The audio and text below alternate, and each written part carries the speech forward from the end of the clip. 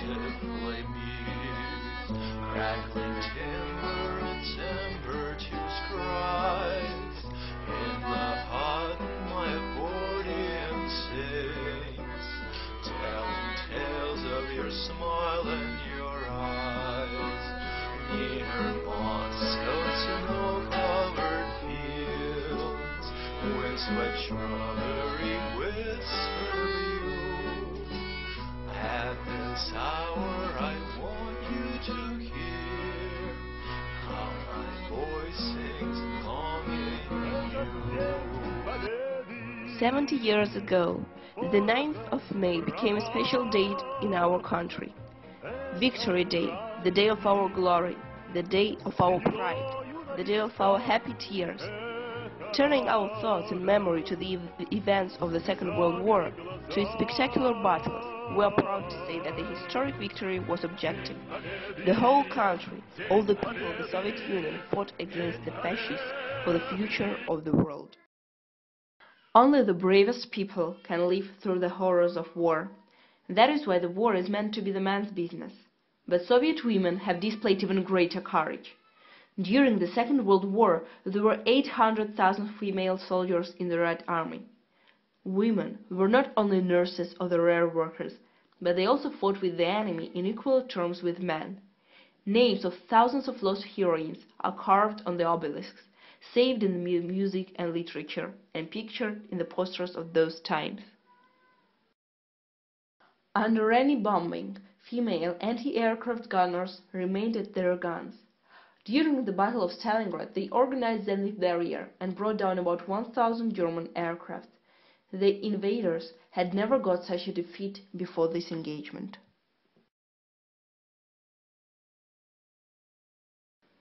The motherland, bent over her daughter's ashes, sings this tender maternal song about Zoya, the girl who has become a legend, who died and was born for eternal life.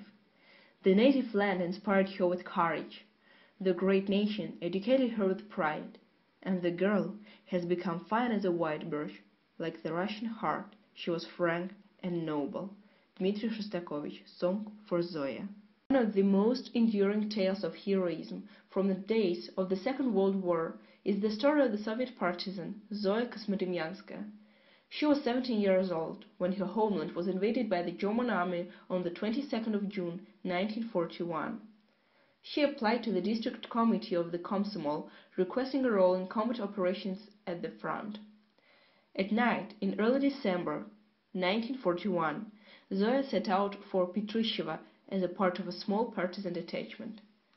Her mission was to set fire to a stable used by the German commanders to house around 200 horses. Armed with only a pistol, she proceeded cautiously to the perimeter of the building. But before she could light the match, she was grabbed from behind by a German soldier. She resisted, even attempting to shoot the enemy with her pistol, but she could not escape. Zoya was captured. She was tortured throughout the night, but refused to give up any information. The following morning, she was marched to the center of the town with a board around her neck, bearing the inscription, "House Burner," and hanged. Her final words were purported to be, "Comrades, why are you so gloomy? I am not afraid to die. I am happy to die for my people and to the Germans. You hang me now, but I am not alone. There are 200 millions of us. You can't hang us all." One of the most legendary regiments in the history of the Russian Air Force were Night Witches. On the 27th of June 1942, at the amount of 115 girls whose age ranged from 17 to 22 years old, they joined the army and went to their first combat mission on the 12th of June. Night Witches used to fly in the U-2 planes, which Germans called Russian plywood, but their raids made Nazis change their minds. During the war, the regiment lost 32 pilots. The most tragic night for them is considered to be the 1st of August 1943, when 8 girls died simultaneously. In all, Night Witches flew more than 23,500 soldiers, dropping at the enemy about 3 million pounds of bombs. They took part in the battles for the Caucasus, the Crimea, Poland and Belarus. Moreover, under cover of darkness, they supplied Soviet soldiers with ammunition and food. The legendary Night Watchers are the pride of the Russian Air Force, and their feat is hard to be overestimated.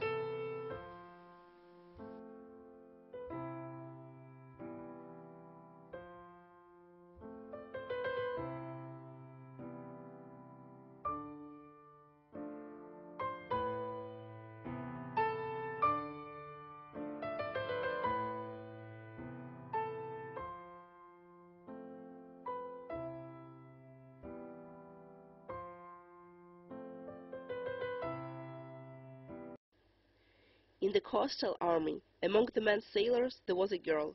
Lyudmila Pavlichenko was a sniper. By June of 1942, she killed 309 German officers. In 1943, Pavlichenko was awarded the title of Hero of the Soviet Union.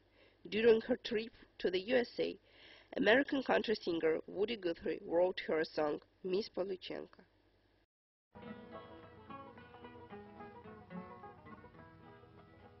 Pavlichenko, well known to fame. Russia's your country, fighting's your game. The world will always love you for all time to come. 300 Nazis fell by your gun, fell by your gun, fell by your gun. More than 300 Nazis fell by your gun, fell by your gun.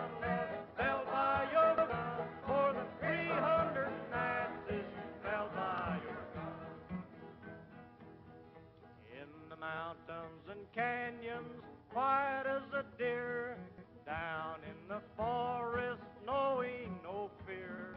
Lift up your sight, down comes a Hun.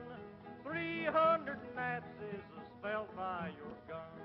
This year, we are celebrating the 70th anniversary of the Great Victory. And sometimes I ask myself, how all these brave people could make it possible. How did these young women sacrifice themselves for their motherland? Today, when Russia is surrounded by aggressors, when Europe and the USA are trying to rewrite the history of the Second World War, it is so important to keep our history, to remember our heroes and to respect their courage. During the Second World War, about 150,000 women were awarded medals and 90 of them got the titles of Heroes of the Soviet Union. Time is powerless to weaken the memory of mankind about their courage. The gratitude of dissidents for this invaluable feat of women is immeasurable. Dick Gauguin was inspired by the poem by Evgeny Yevtushenko, Do You Think the Russians Stand for War? He wrote this song in 1981, during the period when Ronald Reagan and Margaret Thatcher were heightening the Cold War rhetoric. Dick found it quite incredible that most people seemed to think there was absolutely nothing wrong with these people being prepared to risk leading humanity over the edge of the nuclear abyss in order to get themselves re-elected. Now we can see the same situation.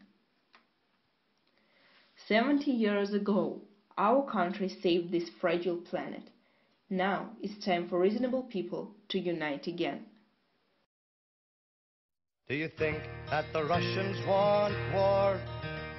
These are the parents of children who died in the last one.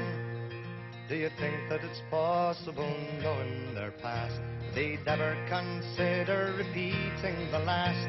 When 20 million were slaughtered by Nazi invasion, they died fighting on our side, you know, in a fight to defend all mankind against Nazi terror and hatred.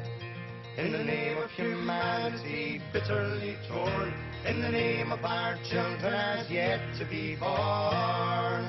Before we do that which can never be undone, I beg of you, think again, and again, and again, and again, and again.